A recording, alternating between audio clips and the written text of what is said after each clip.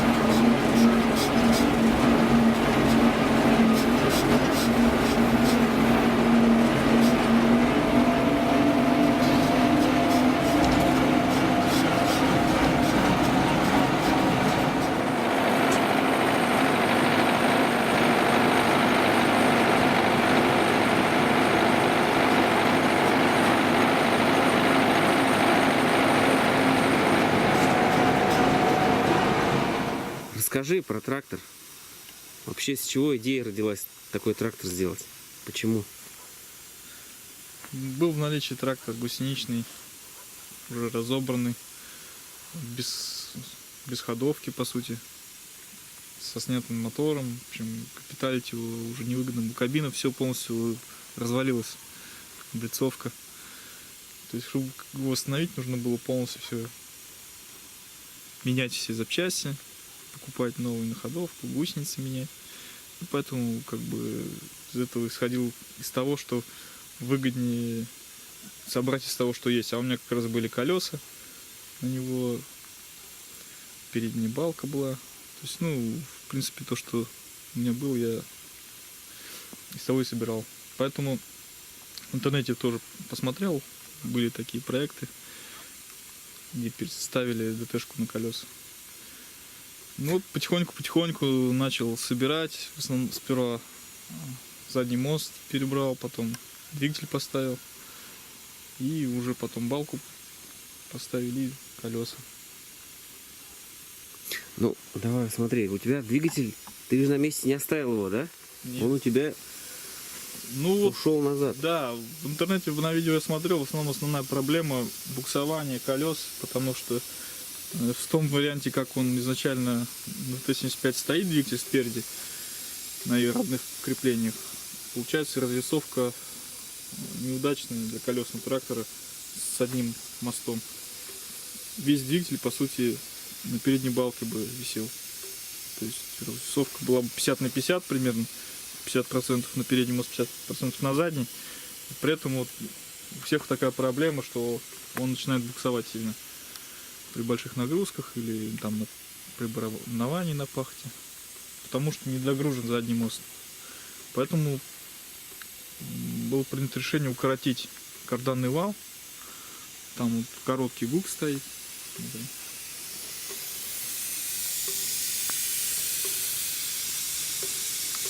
И сдвинуть максимально двигатель назад, ближе к заднему мосту.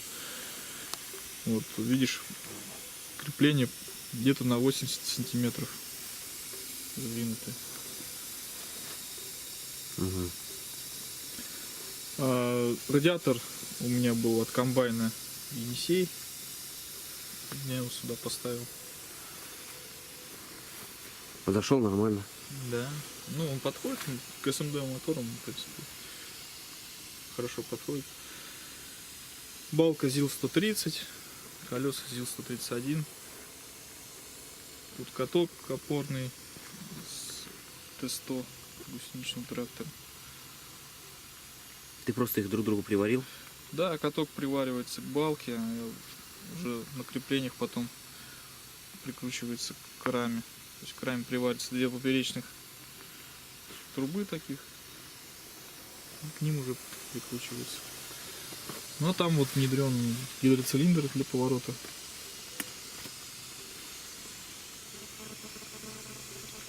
Поворот колес. А гидроцилиндр от комбайна, да? Да, комбайновский, тоже с того же Енисея. Поворот. Вот. Руль тяжело крутить? Нет, руль хорошо, легко крутится. В принципе, как на любых тракторах с дозатором. Там установлен дозатор. Двигатель свой родной остался. Да, двигатель родной, здесь пришлось доработать, установить пневмокомпрессор, чтобы пневмосистему здесь поставить. Турбонаддув был уже? Это какой двигатель? СНД-18? СНД-18 турбонаддув был.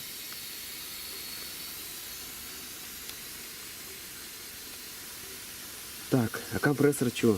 Компрессор от МАЗа. Он стоит на плите СНД-62. А Т-150? Да, Т-150, вот плита и кусок передней плиты двигателя вырезан. И тут на креплениях вот он. На том же месте, где генератор крепится, получается, только эта плита генератора с комбайна развернута в другую сторону. И на ней вот так тоже качается, получается. И за счет этого натягивается ремень. За счет качения. Получается, сперва натягивается ремень компрессора, тяга там, потом уже ремень генератора. Эта тяга упирается в компрессор. Мгм. В принципе, год отработал нормально. А компрессор вообще ты поставил для того, чтобы у тебя пневмосистема была. Да, Пневмосистема для чего? чтобы у меня была пневмосистема для управления фрикционами бортовых передач и тормозами тоже. Тормоза у меня пневматические, стоит пневмокамера от Зила, 1 на 2 тормоза, то есть одна педаль с помощью тормозного крана с того же МАЗа управляет тормозом. Оба тормоза сразу задействуют. А фрикционы выключаются 2 кнопками горного тормоза с КамАЗа. А ну это сейчас посмотрим. Да. Да, это сейчас посмотрим. Колеса ведущие от чего взяты? Колеса здесь диски Дона 1500 задние на 6 шпилек. Единственное, шпильки они не подходят, родные отверстия. Он был чуть-чуть смещенный, нарезаны новые отверстия. И по сути приварено к части звездочки родной. И получается сквозные отверстия они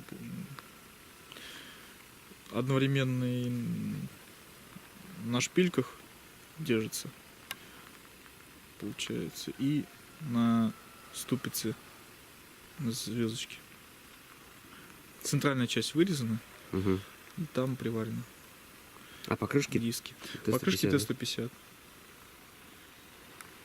Этот Так. диск он немного уже, чем, допустим, у Т-150 или комбайна. Получается, сам диск чуть-чуть уже. Наверное, на 5 сантиметров. Ну, покрышка села нормально. Покрышка садится нормально. Так, а сзади здесь ничего не менялось, в принципе. Навеска. Ну, отбор мощности стандартный был установлен. По навеске навеска, все как на ДТ осталось. Да, Так на же. ДТ. Бортовые все ничего не трогал. Нет. Бортовые все нормально. Как бы поменял масло.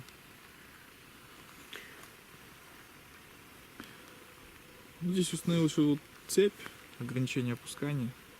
Но это только, ну, как для работы с навесными. Да, с навесными орудиями, чтобы можно регулировать глубину, и с косилкой я работаю, допустим, тоже фиксировать нижнее положение.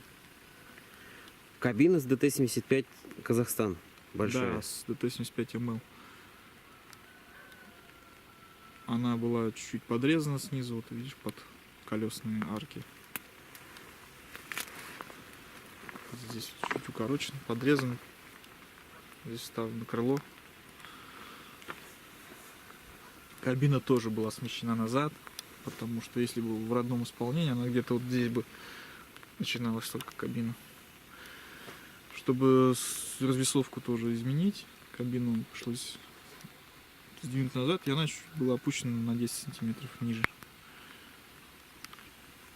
есть новые, полностью новые крепления были сделаны. Так, а вот это вот навесное ты где брал? Вот воздушный Это фильтр, на разборке я брал. баки, ресивер. Да. На авторазборках это все с МАЗа, воздухофильтр, корпус воздушный фильтр с МАЗа, гидравлический бак с МАЗа, ресивер и регулятор давления тоже с МАЗа. Но работал ты уже с косилкой. Да, с косилкой кроны. И каков результат? Вообще стоила чинка выделки, так сказать. Ну, да, в этом году, в принципе, выручил меня, потому что я как один раз навесил у него косилку, так целый сезон косил, не пришлось с трактора просто снимать. У меня второй трактор свободный был. Вообще по стоимости вот переделки, а сколько примерно это все вышло? Стоимость тут может быть разная, но у меня где-то около 100 тысяч, наверное, ушло на то, чтобы какие-то запчасти поменять, комплектующие купить сюда, краску, опять же, уплотнители резиновые, то есть это все денег стоит. Порядка 100 тысяч рублей Не считая работы как бы своей. Да, да. Капот ты сам делал, да? Капот я сам делал, у меня свой листогиб. Купил лист 1,5 миллиметровый. Согнул, вырезал. Вот. Ну, еще не доделан, конечно, капот. Пока такой черновой вариант, потому что нужно было уже весной выезжать и косить. Уже с мая практически. И на тракторе. Да. Так, ну здесь уже стоит руль. Ну вот покажи весь руль. Это рулевая колонка с К700, а это приборная панель Зила 130. У тебя подключена она? Ну, частично. У меня тут показывает давление воздуха и давление масла двигателя. Угу. Остальное требует уже проводку прокладывать. Орган управления. Ну давай здесь вот пока удобно. Да, здесь вот ручка газа. Т-150. Т-150 она, да. Тут у нас гидрораспределитель. Это у нас итальянский гидрораспределитель, потому что с родным я помучился. У меня был такой для погрузчика. Я его все поставил, в принципе. Ну, аналог такой же есть болгарский. Угу. Очень хороший распределитель. Очень удобно. Никаких рывков. Плавно все опускает, поднимает. Понятно. Так. Здесь сиденье по центру установлено. Тоже с МАЗа. Здесь, покажи, рычаг. Он был укорочен, вот тут срезан. Рычаг родной детовский. Детовский, он был просто укорочен. В принципе, тут нормально, ничему не мешает. Сцепление, педаль с главным гидроцилиндром, это с КамАЗа. Также сцепление тут у меня ПГУ с КамАЗа стоит. Для этого воздух тоже нужен. То есть, в принципе, легкое сцепление. Легко выжимать, плавно трогаться можно. Здесь кран тормозной КамАЗовский. Педаль просто приварена, детовская. А для чего это? Это чтобы тормозить. Это тормоза. Тормозит сразу оба, получается. Сразу оба колеса тормозит. И этот педаль газа ножная, значит, с Т-150 тоже установлена, тут переделана и сюда подогнана. Так, вообще поворот как? Управление как? Ну, поворот. Чтобы Основной поворот рулем. Поворачиваешь колеса. Если недостаточно, нужно более крутой радиус, то у меня тут две кнопки вот. Левая и правая. Если нажимаю на левую, то левый фрикцион разблокируется. Это получается то, что были раньше два рычага, они теперь превратились в две кнопки. Заменяют рычаги. Полу. Нет, чтобы тут одновременно не тянуть рычаги и крутить руль, под левую ногу у меня тут две кнопки. То есть, если мне нужно круто повернуть на месте, я просто выжимаю кнопку нужную мне и поворачиваю. В принципе, редко пользуюсь, потому что в поле достаточно руля. Ну, если там на 90 градусов нужно повернуть или на 180, то я выжимаю одну из кнопок. У меня правый или левый фрикцион выжимается. А, вот там фиксаторы какие-то в виде Да, проволочек.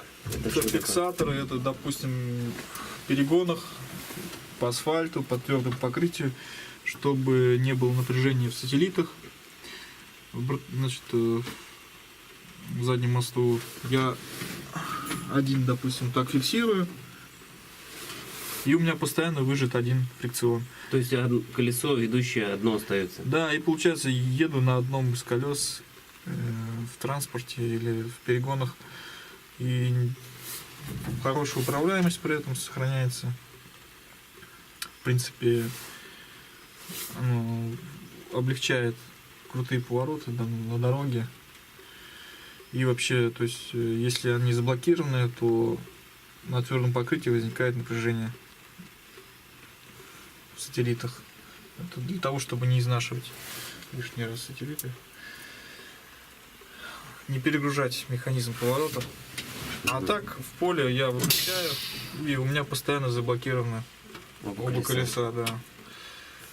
Это дает устойчивость ходу, то есть он довольно-таки ровный по полю едет. Я только подруливаю чуть-чуть, и все. Понятно. Полы в кабине сам вырезал, варил. Да, тут уже кабина без полов мне досталось. Полностью переделал полы. Тут, получается, сзади тут крыло является полом. Вот здесь у нас оно туда выходит. Здесь пол под сиденьем и под ногами. Тут еще и нужно закрыть. Не все еще доделано. Ну, здесь симметрично получается. Да, здесь точно так же. То есть родной подрамник, он был так загнут сюда, чтобы это была одна плоскость. Проще сделать крылья было. Угу. Понятно. А вообще вот какие планы дальнейшие насчет этого трактора? Есть какие-то? Ну, дальнейшие планы здесь нужно все доделать, все панели поставить, шумоизоляцию сделать, потому что достаточно плоские поверхности отражают хорошо шум. Нужно все герметизировать, чтобы меньше было щелей. Ну, а вообще вот так вот, ну, то, что как бы получилось и то, что задумывалось, вышло вообще или нет? Да, в принципе, из того, из чего я делал, фактически из металлолома, там те затраты, они, в принципе, себя в этом году окупили, потому что, говорю, мне не пришлось перенавешивать с трактор на трактор. Если бы у меня не было этого трактора, я бы на другом тракторе косил. Это бы занимало время. В принципе, он себя оправдал. На следующий год я его доделаю. Уже буду дальнейшие планы переднюю навеску, передний вон ставить, чтобы фронтальную косилку можно было не навешивать и на двух косилках косить. Ну, тогда и двигатель надо будет поменять, наверное. Или попробуешь Ну, попробую с этим, потому что пока вроде хватает. Если еще, может быть, ревис-редуктор подставить. Чтобы помедленнее. Да, чтобы скорость, потому что скорость у него получается ровно в 2 раза повышается по сравнению с гусеничным. Какие-то несложные культивации, барнование, даже где-то пахота, в принципе, хватает мощности. Ну, пахота здесь вроде бы мне показалось быстровато, он как-то идет. Быстро, это на первый, да, он видит, конечно, быстро, поэтому мощность не Спасибо хватает. за обзор, за информацию. Ссылка, кстати, на канал Дмитрия Да. в описании. Проходите, задавайте там вопросы. У него есть видео промежуточные, когда еще этот трактор в разработке был.